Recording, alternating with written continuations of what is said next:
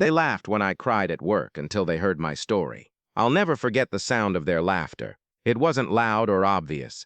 It was worse.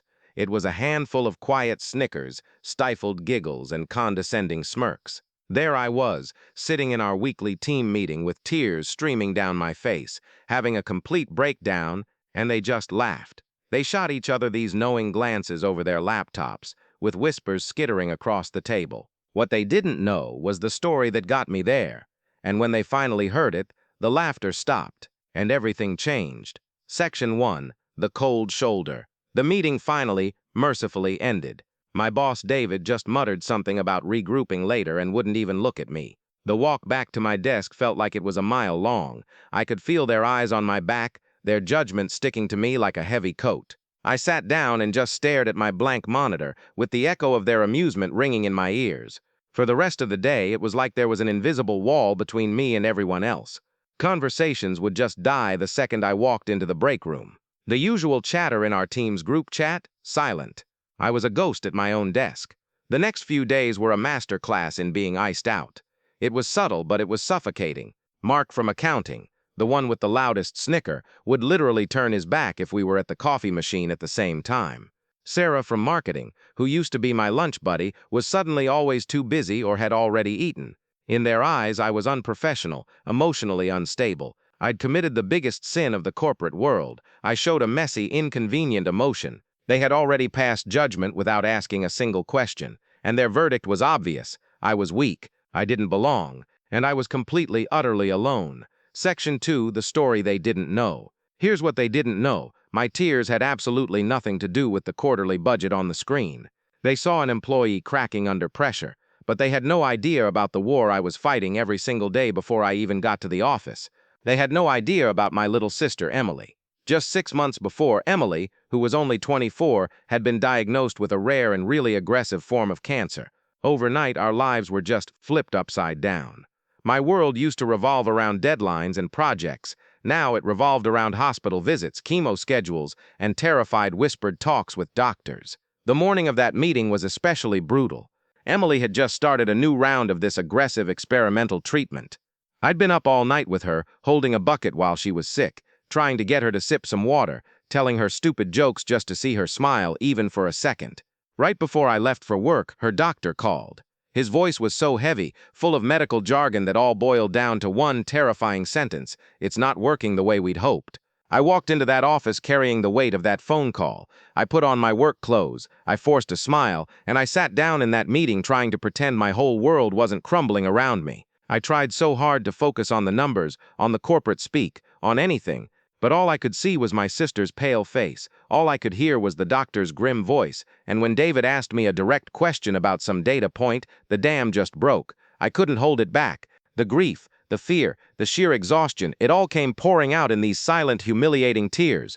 They saw an employee crying over a spreadsheet. They had no idea I was crying for my sister's life. Section 3, The Breaking Point.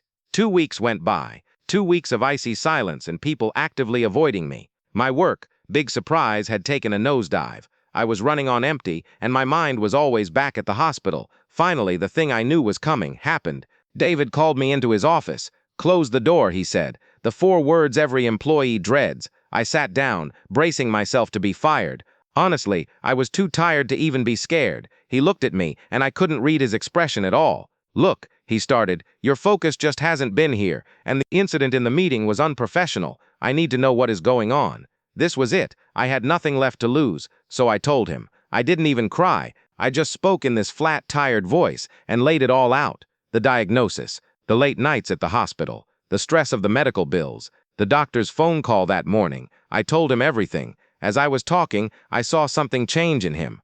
The stiff manager posture softened. That stern look in his eyes was replaced by something else, a flicker of understanding, of just humanity. When I finished, the silence in the room felt different. It wasn't judgmental. It was heavy with empathy. He cleared his throat. "My father," he said, his voice quiet. "He passed away from pancreatic cancer 10 years ago.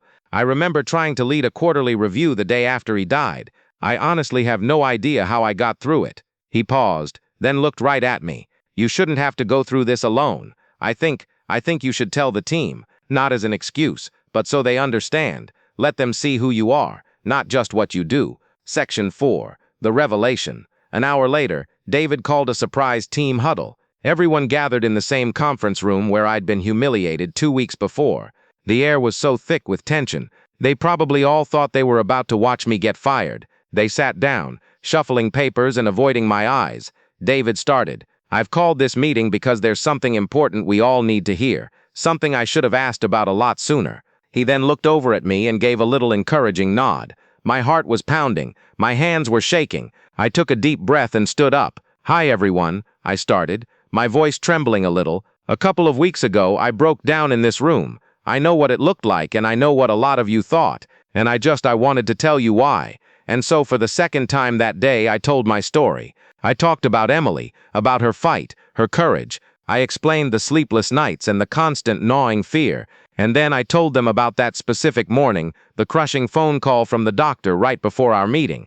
So when I sat here and cried, I finished, my voice barely a whisper. I wasn't crying about budgets. I was terrified I was losing my sister. The room went completely, profoundly silent. You could have heard a pin drop. The smugness was gone. All that judgment had just evaporated. I looked at Mark, the accountant. He wasn't smirking. He was just staring at his hands on the table, his face pale. I saw Sarah, and she had tears streaming down her face.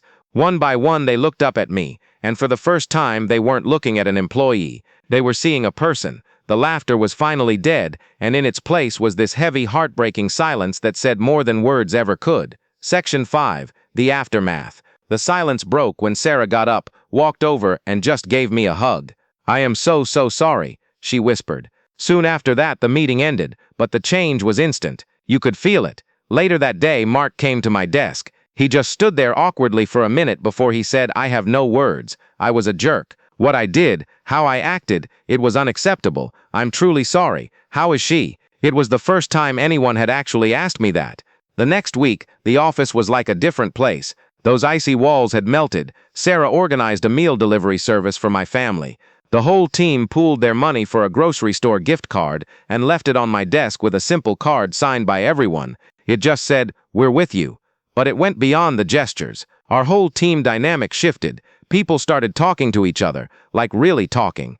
They'd ask about my sister, but they also started sharing little bits of their own lives, their struggles, their families, their worries. Our office, which was once just a collection of people focused on tasks, started to feel like a community. It wasn't about pity, it was about empathy. It was about realizing that everyone is fighting a battle you know nothing about. My story had a difficult but amazing turnaround at work. But I know so many people have felt just as alone or misunderstood. Have you ever felt judged or isolated at your job? I would love to hear your story in the comments. Let's create a space where we can support each other. And if you believe in the power of empathy, please subscribe and share this. Conclusion: what happened in that office is such a powerful reminder of how being vulnerable can totally transform a culture. We're taught to leave our feelings at the door and be perfectly professional. But it turns out, when we share our stories, something amazing actually happens in the brains of the people listening. It can trigger oxytocin, the trust hormone, creating real empathy. By sharing my story, I accidentally created what experts call psychological safety, a place where people feel safe enough to be themselves, and that safety is what let us stop being just coworkers and start being a real team. Stories are so much more powerful than data. Think about it. My colleagues completely forgot the budget numbers from that meeting, but they never ever forgot my story. You never know what the person sitting next to you is going through. A little bit of grace, a single moment of empathy, can change everything.